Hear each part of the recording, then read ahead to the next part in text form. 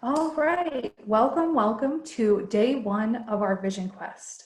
And for those of you who have not worked with me before, my name is Jen, and I am the head magic maker over at the Wayward Witch.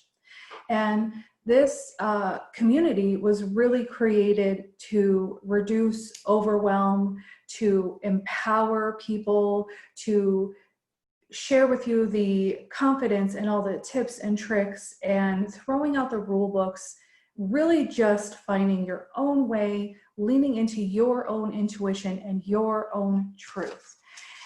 Even when you get, a reading, or for example, when I'm doing a mediumship reading for somebody, I'm simply catching the energy signature. And there is still a level of interpreting it through my lensing. So what I might pick up on in that energy may be different from what somebody else picks up on. So that's why it really, really is important to just go within for your answers, trust what you're getting, and working with animal spirit, ancestors, guides is really part of your team.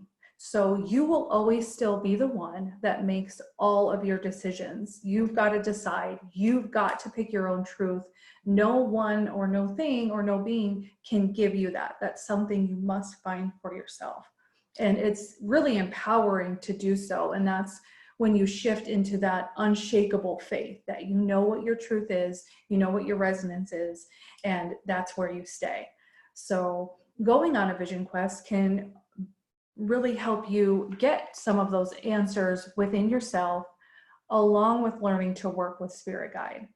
And you can do a vision quest for so many different reasons, intentions, what spirit or beings you're calling forward. I wanted to start with animal spirit today because it is such a gentle, easy way to get messages from spirit. And sometimes even maybe your higher self is coming through, bringing you that message through that animal. Sometimes it is your other guides coming through and putting that animal in your place to bring you an awareness, a feeling, a message, or guidance. And it really is easy, and we'll dive right into what it takes to work with them, and it's easier than we all may think. So today, what we'll be covering on day one is what is a vision quest? Why do we go on one? How do we do it? What is animal spirit? And then after this call, I'll be posting some journal prompt pages as well as a recorded guided meditation for you guys to use to connect in with your spirit guides. So go ahead and take out your notebook and pen, go ahead and put yourself on mute and type any questions in the chat, and plan for your quest by setting aside some distractions, and especially if you're going to do that meditation. And maybe even carving out a little time and space for yourself this week if you're going to do some of the journaling and some of the activity and the tapping in. I did design this quest to be easy, to be something that you can do in your day-to-day, and it's a great way. It doesn't have to disrupt what you've already got going on. And I love that because it's such a great way to add that practical magic in, that easy magic, the easy guidance, the things that don't cause overwhelm, they just enhance the week. So this will be easy, so you don't have to set aside a ton of time. And it's really up to you how much time you want to sit and journal, or, however you want to do that. And then, of course, as always, if you need any support or have questions along the way, you can reach me at my email at support@waywardwitchco.com. Okay, and basically what we're going to learn, again, is what is a vision quest, why we go on one, how we go on one, how we work with animal spirit, what even is animal spirit, and then that guided meditation will be given to you guys after the call. So just dive right in here. First step is preparing for a vision quest. So that's all about your intention, and really all of your magic and all of your healing and everything you want to manifest and create, it all starts with intention. And it is important to set that for your quest so you know what kind of guidance you're looking for and calling in. So even if you are seeking just general guidance or general connection with guides, that's still an intention. So go ahead and set that. So step one of preparing for the quest is get clear on why you are going on this quest and what and who you want to work with and work on during that time. So to set your intention, you can start with what is it you are seeking more information about? Do you require support? Do you require love? Do you want clarity? Do you seek guidance about decisions you need to make? Are you looking for general guidance? Whatever it may be, you can start calling that intention forward. And those questions you can use as journal prompts to kind of get you started if you're not quite sure what your intention is going to be. And for the purpose of this course, your intention could be to invoke contact with your spirit animal or animals that will support you on your current journey or with whatever your current issue, situation, or question may be. Okay, and then the next piece to preparing for a vision quest, and really anytime you're doing energy work, intuition work, mediumship, the connection and the care for the body is really, really important piece. A lot of your intuition is going to come in through the body. So you want it to be a clear channel. You want to feed it with things that light it up, that your body is asking for. In this case, again, since we're doing just an easy quest that we can incorporate during the week, just be sure you do drink lots of water and feed your body with those foods that fuel you. And if you are feeding your body with things that it doesn't want, that can be a component of what is keeping you from really experiencing all of the intuition that's coming in for you. There's nothing you have to do to qualify for your intuition. Of course, you practice, you learn, and you hone in on the skill. But if you're disconnected from the body and if you're feeding it with those things that are harming it, then some of the information coming in might be missed or distorted. Now, that doesn't mean you can't get guidance. You can always get guidance. It's just the more clear of a channel, the more clear you might recognize, hear, or see and interpret the guidance. Okay. Now, I'm going to share some pieces for also going on a more in-depth quest. The kind where you're going to go out to nature for a few days, you know, off by yourself, or in the peace and quiet where there's not a lot of people around, when you're really looking for that soul searching, for that deep insight and healing and awareness. So you'll see two sides. You'll see how to just do an easy one you can incorporate in day to day, and I'll share those pieces about when you're doing more in depth. So if you are going to do one of those bigger vision quests, detoxing your body of all these harmful things is really a good idea about 1 week to 3 days before your quest. And this again will help you access your intuition on deeper levels. So this could mean cutting out certain foods that don't make you feel good, such as caffeine, removing sugar, gluten, carbs, you know, all of those things from the diet. So basically what you're doing, the purpose of this is you're preparing your physical body along with your spirit to get into the sacred space of a vision quest. And what you'll do is, you know, when you know you're going on a quest, you'll just spend a few days feeling into your intention. You're going to be observant of old memories that might start stirring depending on what your quest is about. And you might have new awarenesses pop up. So just begin to investigate what is going on inside you and just monitoring your thoughts and sensations and emotions. And that's just really getting you into the energy of the quest. So then the next piece of preparing for a vision quest is choosing a location. So in this case, you could choose a sacred space in your current environment. You could set yourself up a little corner. Maybe you already have a space where you do journaling, reading, your sacred work. Or if you have a place in nature, a place outside, a place that you love that's easy for you to get to and you go there regularly anyways, that could be a great place to do your reflection and journaling. So again, in this quest, we are keeping it super simple. So this isn't necessarily a step that's required right now. This is more of the quest, you know, what we're doing is in motion, intertwining in the day-to-day. So for preparing and choosing a place for deeper and more in-depth vision quests. And this piece I really love because you can use it even if you're just going on a day trip out to nature or spending a weekend or doing some camping. I love the info here. So getting out in nature is one of the most beautiful ways to get in touch with your inner self, with that wild spirit of self and of nature for the deeper visions and guidance. So when you're choosing a location, really tune into that intention and what you need right now and why you want to go on the quest. So if you need new perspective, it may be good for you to be somewhere up high, maybe in the mountains somewhere. If you're seeking stability, resilience, or wisdom, the trees can be really good teachers for that. If you need to get things flowing, you may feel called to be near a river or a creek, or any other special place where you tune into spirit and the elementals easily. Somewhere you do feel inspired and safe.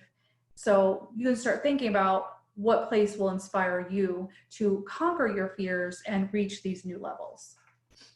And then the length of a more in-depth vision quest is about 3 to 5 days, or whatever you feel called. Maybe you feel called for a 1 day, 2 day, a week long. That's really, you're going to lean into that. There is no right or wrong way here.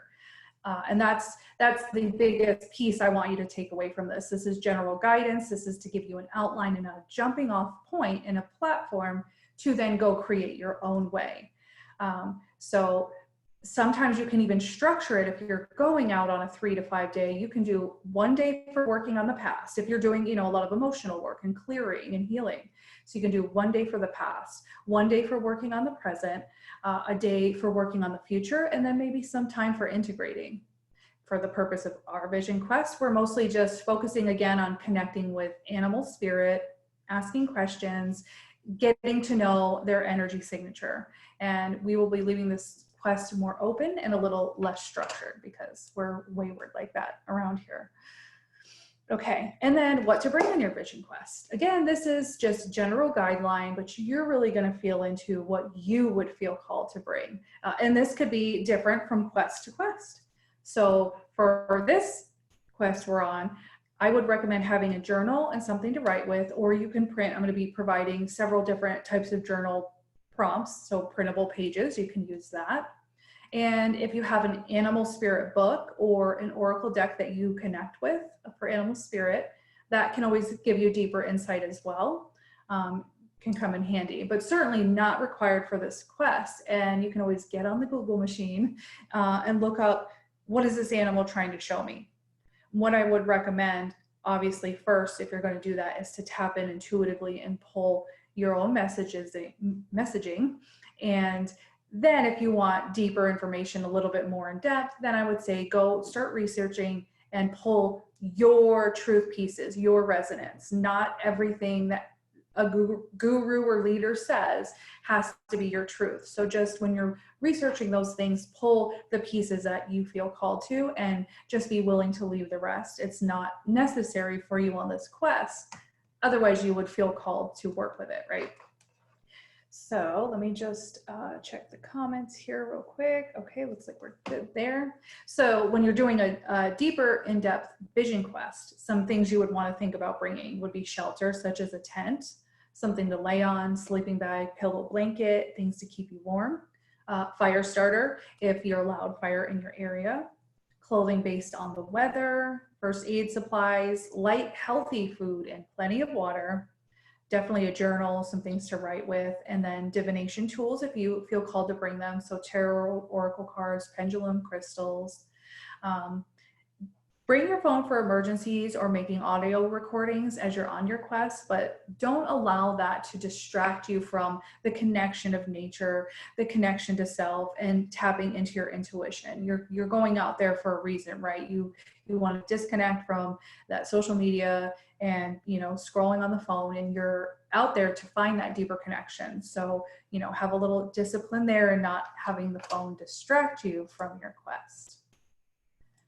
All right, and then there are many different ways that you can get information and guidance on your quest. So one of the ones that I found to be interesting was the conscious dialogue. So talking out loud. If you think about it, we do talk to ourselves inside our minds all day long, right? Sometimes we talk out loud when we're alone. When you're talking to another person, you can be so much more aware of how you're showing up, the energy signature of your words, and therefore your beliefs. And are you you're going to be basically exposing the inner thoughts. So it can bring the unconscious to the conscious when you speak out loud. So if you're out there, if you're alone, even if it feels silly, try talking to yourself about what you're doing, what you want, what you're thinking, what your beliefs are, what your intentions for the vision quest are. Ask yourself these questions out loud and answer them out loud with whatever comes out. You're not going to judge it. You don't need to analyze it. You're out here by yourself. This is your moment. So getting the words up and out really helps you catch energy signatures, subconscious beliefs that might be creating what's going on your outside world. And you can also ask questions, when you're trying to clear or heal from something, how can I transmute this? How can we get to the root of this problem? What other perspectives am I willing to look at? So ask yourself out loud, answer out loud, and also sit with what comes in and do some journaling. And it'll feel much different than the times when you're just talking to yourself in your mind. When you're in your mind, you're in the logic, which is the ego, and then you're out of the intuition. So it kind of helps with that as well. And then one thing, so I don't push affirmations as the end all be all, or if you want to manifest, you just have to do these affirmations. And no, there's much deeper work to be done.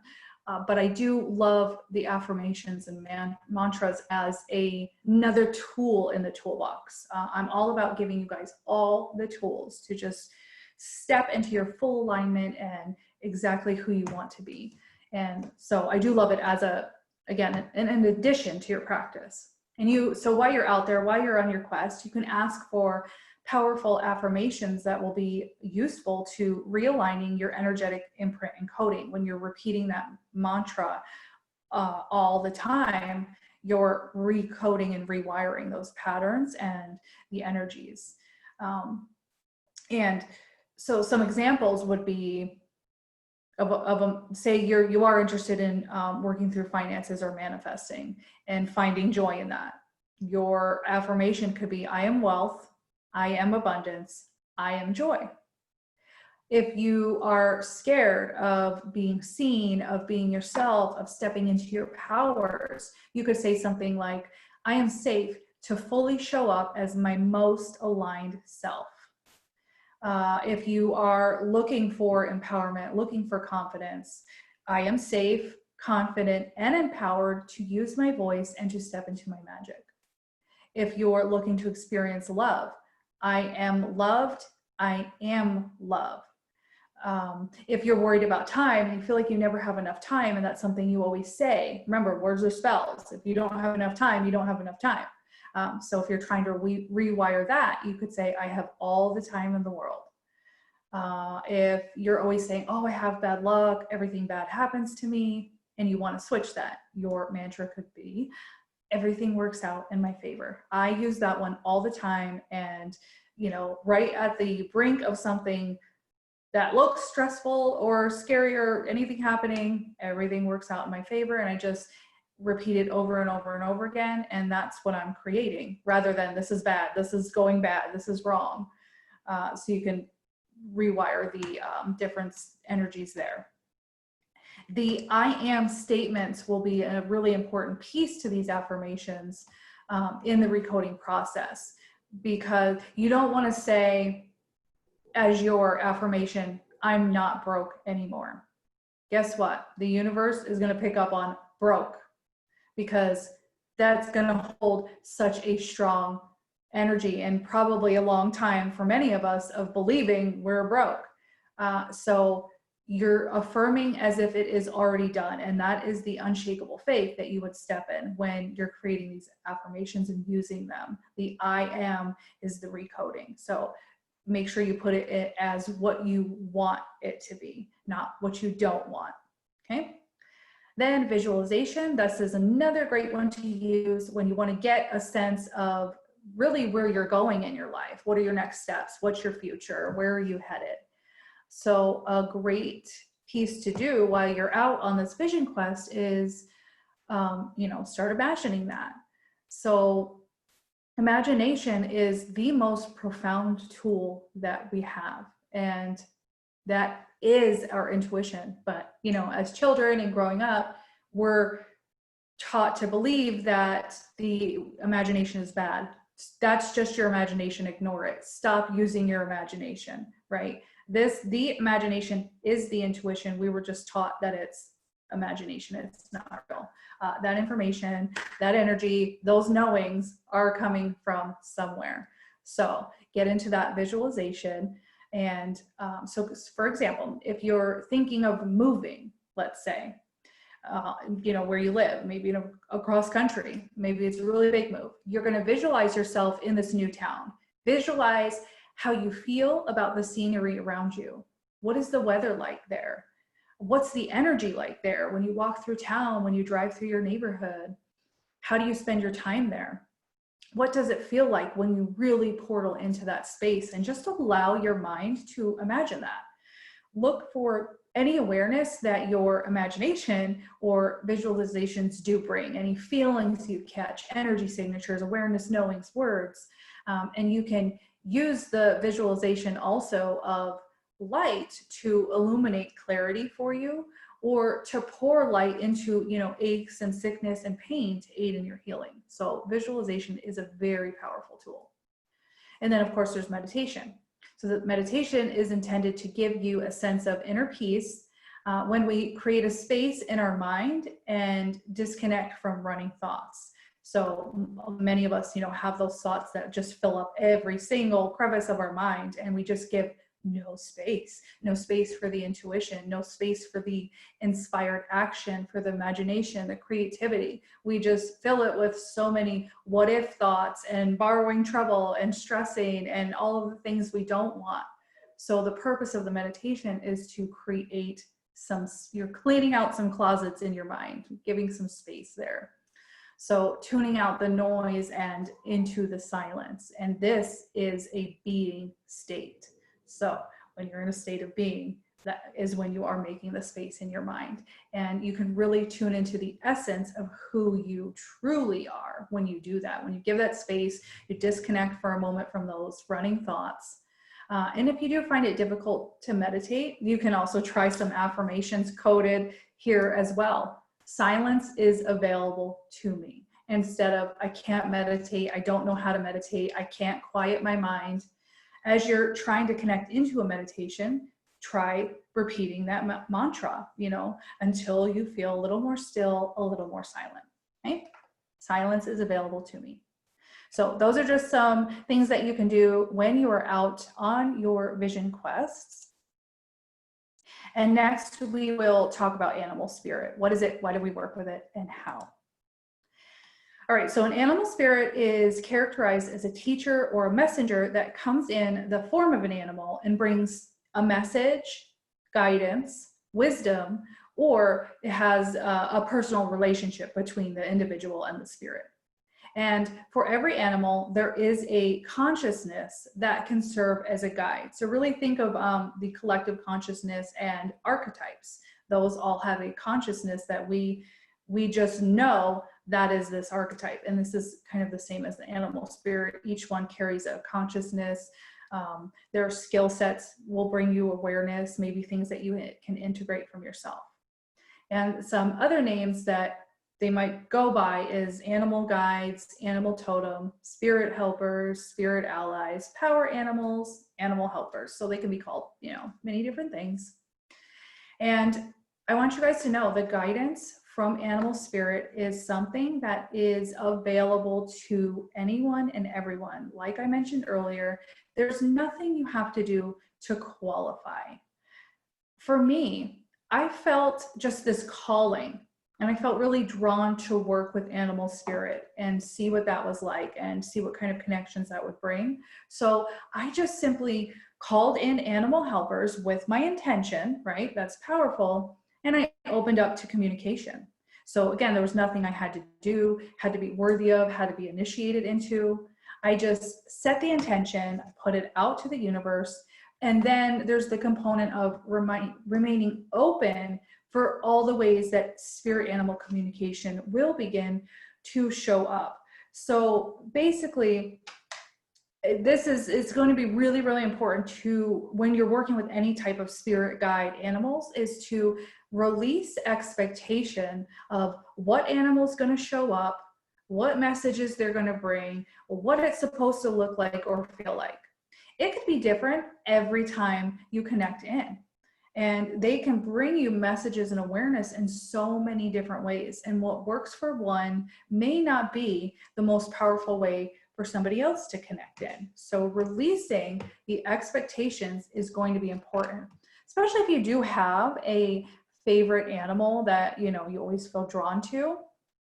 That animal may very well show up, but also leave room for whatever other animals may show up. It doesn't have to be that one, because other animals may have a really powerful message for you at this time.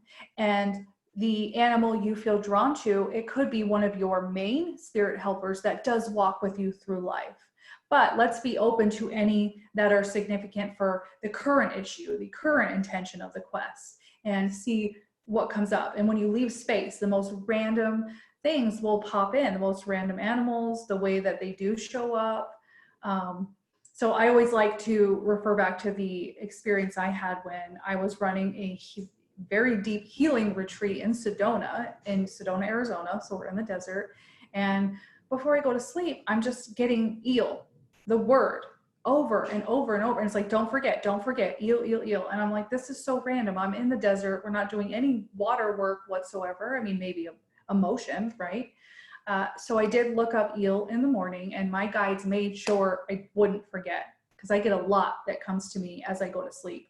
So a lot of it just passes right by. I'm not going to remember it in 5 seconds, but it was like, you remember this. We're going to keep saying till I know you're going to remember. And the message that the eel brought was very, very significant to me and my current journey and where I was at. So I didn't necessarily see a physical eel. I didn't even see an eel in my vision. I just got the word, and I chose to follow that inspired action of looking it up. And it was a very subtle support confirmation. That's really what it's a lot of subtleties. And so just basically what you want to do to work with them is acknowledge when they're present. Acknowledge when you did get a message, you did get awareness. Don't write that off. Honor the messages you're getting. So acknowledge that you see them, hear them, and feel them. Trust that you are in fact getting intuitive guidance, and just give gratitude for the co-creation, and they will keep showing up for you. So as soon as I opened that door, it was like, boom, animal spirit all the time. And even over in my monthly membership, we do free reading Fridays, a lot of, most of the weeks of them each month. And I can now very clearly see what animals are hanging out with people at times. And sometimes it's so random as an ant bringing the message of build a solid foundation. That's a little teeny tiny bug bringing a really powerful message, because your foundation is everything, right? So many different ways they'll show up and bring you awareness. You might, set the intention to work with animal spirit, ask for one to be revealed, and then you'll start seeing that animal all over the place on signs and billboards and TV and, on your social media, wherever else. And the fun part is in pulling the messaging. Sometimes you might be like, I've seen this animal 100 times. I just am not sure what the message is. And that's also a good time too, you can always pot up with some of your other intuitive and magic friends and kind of give each other different perspectives. That's always a fun thing to do. But again, it's really about you pulling the guidance and a level of trust in self and in the relationship with spirit that this is in fact the correct information. So again, this whole piece is brought to bring you the self-empowerment and the ability to trust what you're getting. It's not that we have problems getting the info, it's that we are either ignoring it, writing it off, or we don't trust that that was intuition. That's the hardest part of tapping into that. So again, working with your spirit animals, it will give you deeper wisdom about a problem, life experience, possible future trajectories, you know, life changes, even traumatic moments. You can call on your spirit guides to bring extra, you know, different perspective there. They can give you deeper awareness of your own self, of what traits or skills you currently have, or what traits you'd like to start embodying. So let's say you have a bear show up. Okay, you have a bear show up and you know that you're going into shadow season and that your shadow work is really calling to you, but you may have been ignoring it. The bear popping up could bring that message of hibernation. It's time to go within. Or it could bring something about strength or resilience. It's really going to be up to you. And again, I can tap in and pull an energy signature, but it's going to be through my interpretation of how I'm reading that energy. So for the confidence factor there for you guys.